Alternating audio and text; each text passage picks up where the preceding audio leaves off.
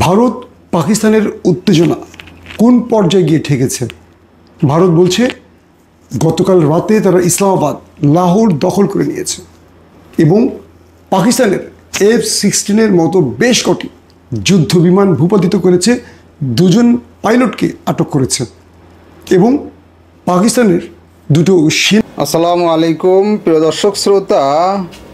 পাকিস্তানের দুটি সেনা ক্যাম্প দখল করেছে ভারত। গুরুত্বপূর্ণ তথ্য আছে, আশা করি সম্পূর্ণ ভিডিও জুড়ে থাকবেন। মাসুম মাহবুব ভাই গুরুত্বপূর্ণ তথ্য দিয়েছেন, অথেন্টিক সোর্স থেকে নিউজটি জানতে পারবেন। সম্পূর্ণ ভিডিও জুড়ে থাকবেন বলে আশা করতেছি। চলুন ভিডিওতে বিস্তারিত দেখে আসি। ভারত পাকিস্তানের উত্তেজনা কোন পর্যায়ে গিয়ে ঠেকেছে?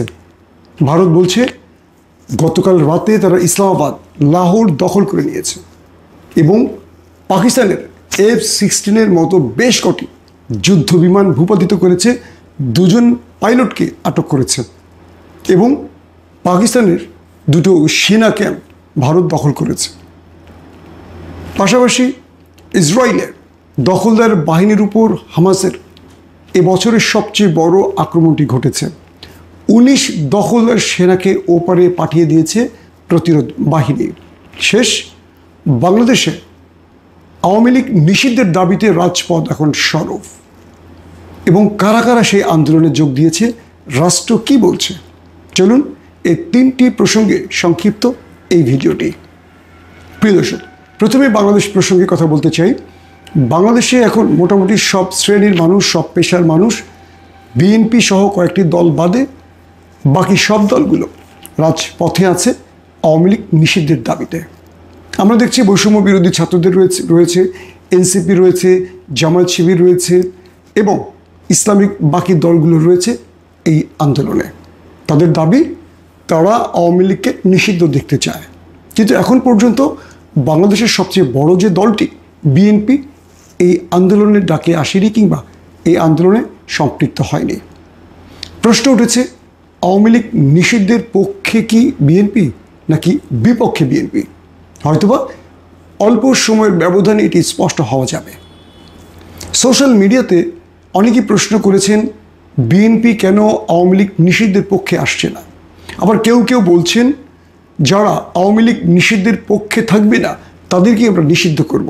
আবার কেউ কেউ বলছেন সময়ের আলোকে বিএনপিও এই আন্দোলনে সম্পৃক্ত হবে।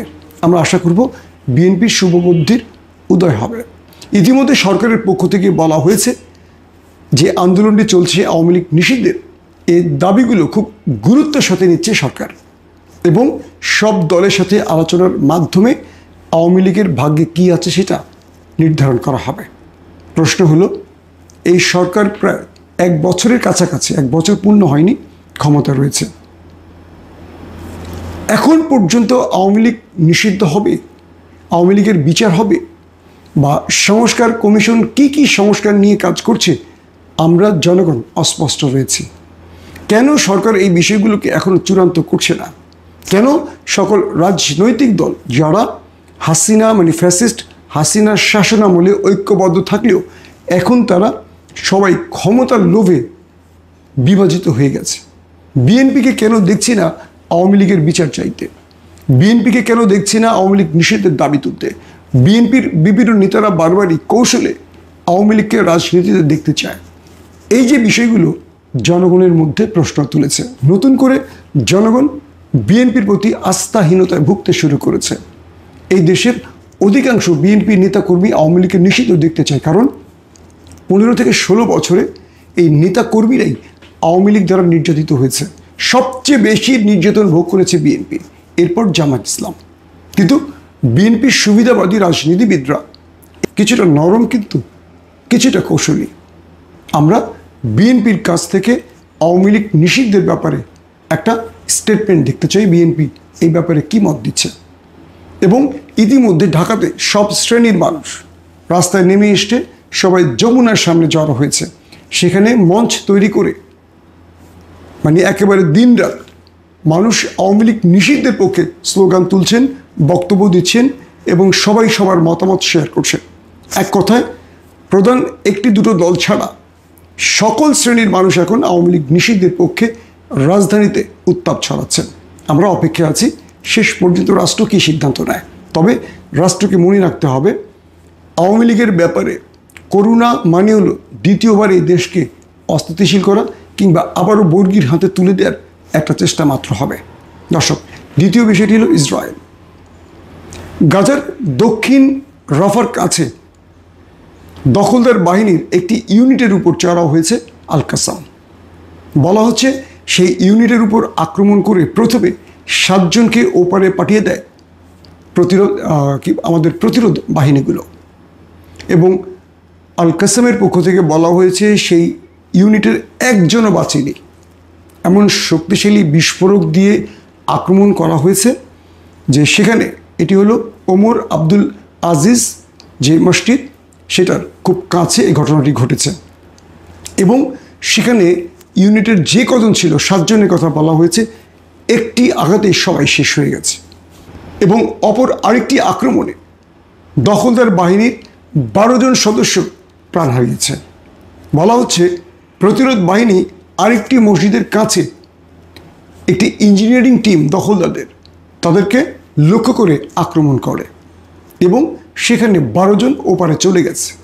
পরবর্তীতে বলা হচ্ছে যে দখলদারদের হেলিকপ্টারগুলো এসে হতাহতদের এখান থেকে নিয়ে যায় এবং একসঙ্গে 19 জন দখলদার সেনা নিহতের ঘটনা সাম্প্রতিক সময় এটি সবচেয়ে বড় ঘটনা হিসেবে আন্তর্জাতিক গণমাধ্যমে উল্লেখ করছে।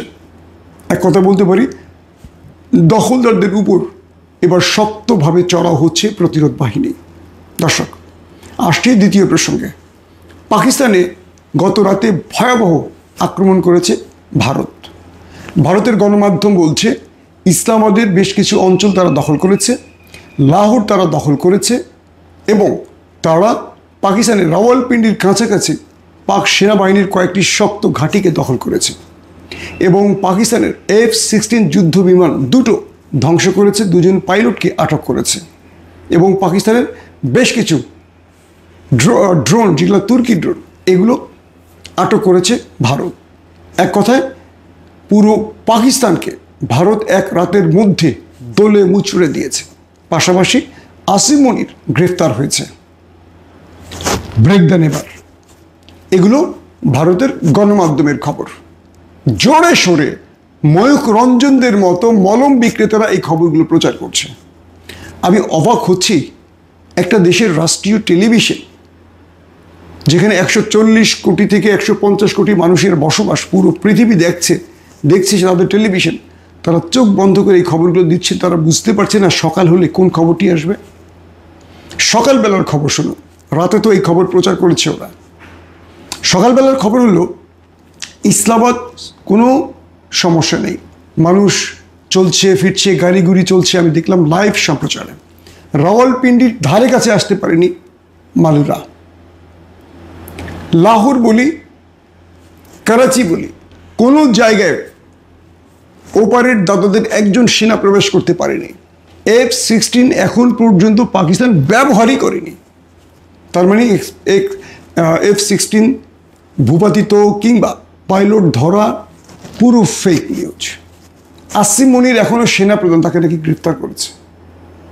অর্থাৎ ভারত তার মিথ্যার ইতিহাসে সর্বোচ্চ র্যাঙ্কিং মিথ্যা এখন বলা শুরু করেছে।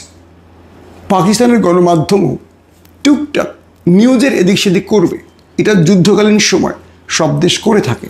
কিন্তু প্রশ্ন হলো, এরকম বড় বড় মিথ্যাগুলো যেগুলো দিনের আলোতে বা আন্তর্জাতিক গণমাধ্যমগুলোতে উঠে আসবে, তখন ভারতের গণমাধ্যম ভারতীয়দের কাছে কী জবাব দেবে? অথচ রাতের খবর বলছে পাকিস্তান ব্যাপক আক্রমণ করেছে ভারতে। জম্মু কাশ্মীর 3টি সেনাঘাঁটি উড়িয়ে দিয়েছে এবং প্রচুর সংখ্যক দাদাদের সেনা হতাহত হয়েছে। ড্রোনের পর ড্রোন অ্যাটাক করেছে এবং S-400 দিয়ে ভারত ইন্টারসেপ্ট করেছে। এই যে ভারতের গণমাধ্যম বলছে, আবার পাকিস্তান বলছে তারা আক্রমণ করেনি। এগুলো ভারত অপপ্রচার করছে। এই যে যুদ্ধকালীন সময় এই যে তথ্যগুলো, এগুলো ক্রস চেক করার সুযোগ থাকছে না।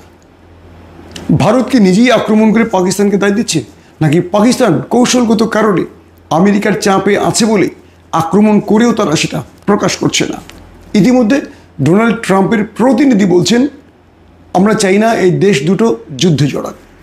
আতঙ্কের ব্যাপার হলো এই দেশ দুটোর সামনের দিনে পারমাণবিক আক্রমণে চলে যেতে পারে, যেটা বিশ্বের জন্য খুবই ভয়ঙ্কর হবে। আমরা আশা করব তারা সংযত হয় এবং মার্কিন যুক্তরাষ্ট্র কোনো পক্ষে নেই, তারা নিরপেক্ষ অবস্থান। কে বলছে? ডোনাল্ড ট্রাম্পের প্রতিনিধি। তাহলে ভারতের গণমাধ্যমগুলো চোখ বন্ধ করে যে মিথ্যাচার করছে আর দিনের আলোতে পৃথিবীর মানুষ যে সত্যটা দেখছে, তাহলে কি আমরা ভারতের গণমাধ্যমকে আজ থেকে আর বিশ্বাস করতে পারবো না? একটা বিষয়। 2 নম্বর বিষয় হলো ভারতের ভেতরে পাকিস্তান যে আক্রমণগুলো করেছে এবং পাকিস্তান যেটা স্বীকার করেনি, যদি পাকিস্তান আক্রমণ করেই থাকে কেন স্বীকার করছে না? ধরলাম এটা কৌশল আছে। পাকিস্তান বলছে তারা সেনা বেজকে টার্গেট করবে, মানে সেনাবাহিনীকে টার্গেট করবে, কোনো সিভিলিয়ানকে তারা টার্গেট করবে না। এবং প্রশ্ন উঠতে পারে, পাকিস্তান বলেছে তারা রক্তের বদলা নেবে। যদি কালকে রাতের আক্রমণ পাকিস্তান না করে থাকে, তাহলে পাকিস্তান কখন রক্তের বদলা নেবে? আবার জম্মু কাশ্মীর, শ্রীনগর, পাঠানকোট সহ পাঞ্জাব কিংবা রাজস্থান সহ বিভিন্ন জায়গায় যে হামলাগুলো হয়েছে এবং ভারত যে বলছে এই হামলাগুলো পাকিস্তান করেছে, তাহলে আসলে সঠিক আক্রমণটা কারা করেছে? ভারত যে দাবি করেছে পাকিস্তানের অনেক ড্রোন যুদ্ধ বিমান ধ্বংস করেছে, তার একটি প্রমাণ কেন ভারত আমাদেরকে দেখাতে পারছে না?